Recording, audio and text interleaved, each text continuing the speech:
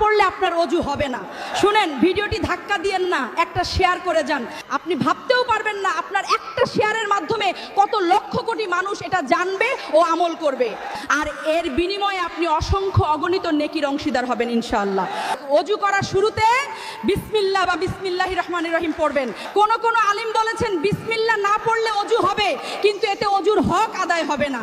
তাই আমার ভাই ও বোনেরা অবশ্যই অজুর আগে বিসমিল্লাহ বা বিসমিল্লাহির রহমানির রহিম পড়বেন। কোটি কোটি টাকা খরচ করেছেন, রোগ ভালো হচ্ছে না, সারা দেশের ডাক্তার কবিরাজ দেখানো শেষ, তারপরও আল্লাহ মুক্তি দিচ্ছে না। তাহলে এমন এক শক্তিশালী দোয়া আজ আপনাকে শিখিয়ে দিচ্ছি, একমাত্র মৃত্যু ব্যতীত সকল রোগ আল্লাহ এই দোয়ার মারফতে মাফ করে দিতে পারেন। দোয়াটি হচ্ছে আল্লাহুম্মা আফিনি ফি বাদানি, আল্লাহুম্মা আফিনি ফি সামাই, আল্লাহুম্মা আফিনি ফি বাসারি, লা ইলাহা ইল্লা আনতা। এই দোয়াটি বেশি বেশি করে শেয়ার করেন যেন অন্যের উপকারে আসে।